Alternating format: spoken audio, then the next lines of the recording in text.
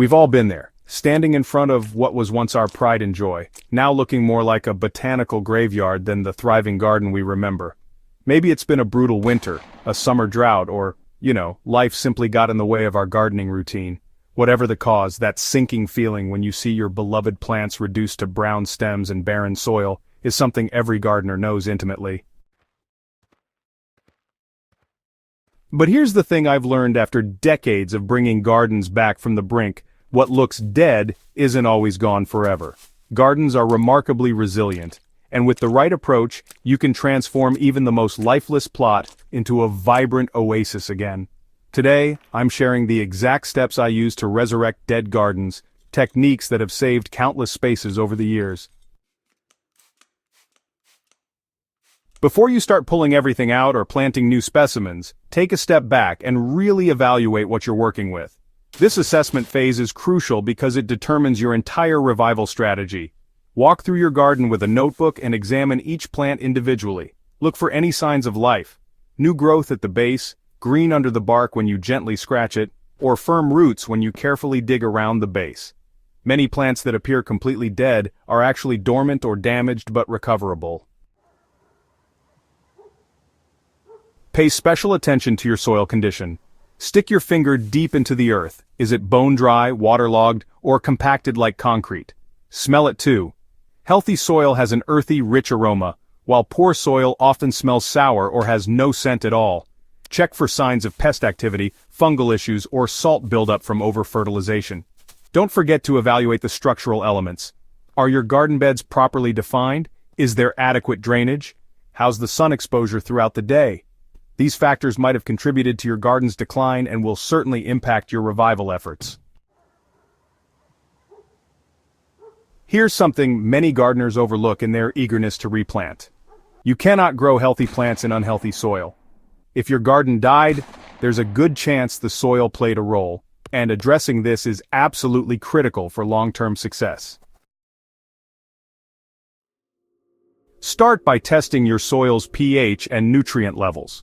You can grab an inexpensive test kit from any garden center, or for more detailed results, send a sample to your local agricultural extension office. Most plants thrive in slightly acidic to neutral soil, pH 6.0 to 7.0, but some prefer more acidic conditions while others need alkaline soil. Once you know what you're working with, it's time to rehabilitate. Remove any dead plant material, weeds, and debris. These can harbor diseases and pests that contributed to your garden's demise. Then, work in organic matter. I'm talking about compost, aged manure, leaf mold, or well-rotted organic material. This isn't optional. It's the single most important step you can take.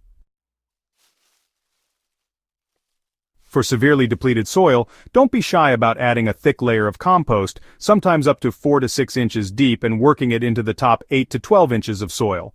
This organic matter will improve drainage in clay soils, help sandy soils retain moisture, and provide the slow-release nutrients your plants desperately need.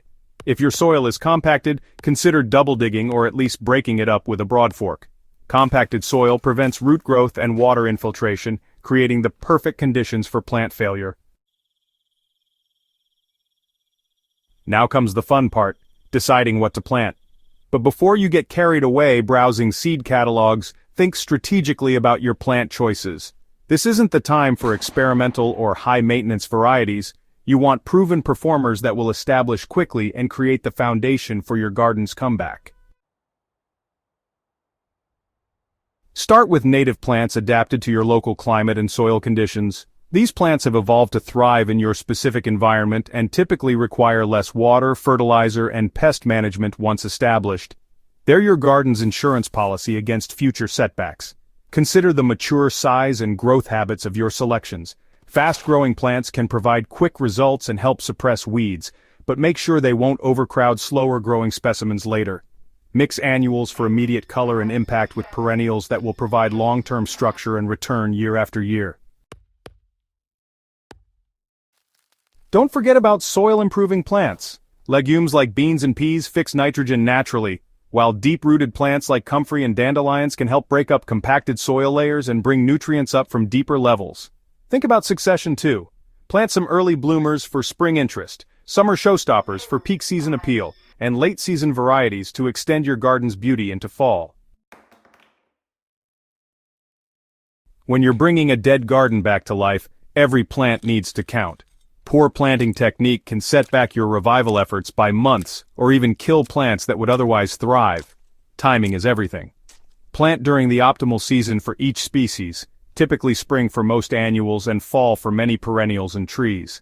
Avoid planting during extreme weather conditions, and always check the forecast to ensure your new plants won't face immediate stress from heat waves, cold snaps, or heavy storms. Prepare each planting hole properly.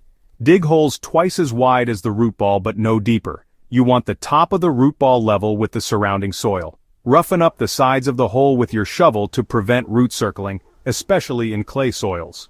Water thoroughly immediately after planting, then maintain consistent moisture levels during the establishment period. This typically means daily watering for the first week, then gradually reducing frequency as roots develop. Apply a 2 to 3 inch layer of organic mulch around your plants, keeping it a few inches away from plant stems.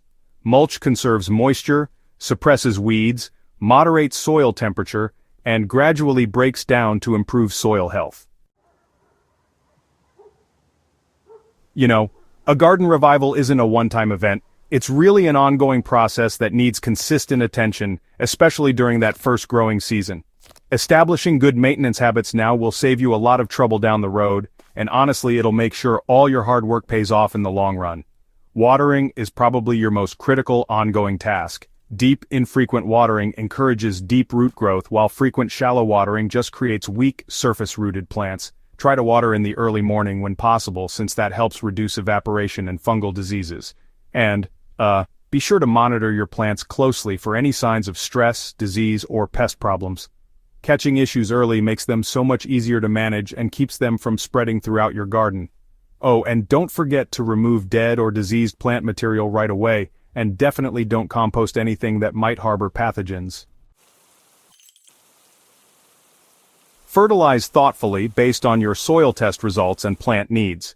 Organic fertilizers, release nutrients slowly and improve soil health over time, while synthetic fertilizers provide quick nutrition but don't address those underlying soil issues.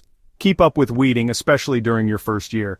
Weeds compete with your desired plants for water, nutrients, and space. Hand-pulling weeds when the soil is moist is most effective, and maintaining good mulch coverage will suppress many weed seeds from germinating. Once your garden is showing signs of life again, focus on creating conditions that will prevent future collapses. Think of yourself as building garden resilience, the ability to bounce back from stresses like drought, disease, or neglect. Diversity is your friend. Gardens with a variety of plants are more stable and resistant to problems than monocultures. If one species struggles, others can fill the gap. This applies to both plant types and varieties within species. Build beneficial habitat to encourage helpful insects, birds, and other wildlife. These natural allies help control pest populations, pollinate flowers, and create a balanced ecosystem that supports plant health. Keep detailed records of what works and what doesn't in your specific conditions. Note bloom times, growth rates, problem areas, and successful combinations. This information becomes invaluable for future planning and troubleshooting. Consider installing infrastructure that supports long-term success, such as efficient irrigation systems, proper drainage, or season extension tools like cold frames or row covers. Bringing a dead garden back to life is, honestly, one of the most rewarding experiences in gardening. It requires patience, persistence, and faith in nature's incredible ability to regenerate, but the results are worth every effort. Remember, every master gardener has faced garden failures. It's how we learn, grow, and become better stewards of the land. Your garden's revival story could inspire other gardeners facing similar challenges. I'd love to hear about your experiences and see photos of your progress. Drop a comment below sharing your garden resurrection success stories, and don't forget to subscribe to Soilsage Chronicles for more in-depth gardening guidance. If this article helped you see hope in your struggling garden, share it with fellow gardeners who might need encouragement on their own revival journey. Together, we can keep growing and learning one garden at a time.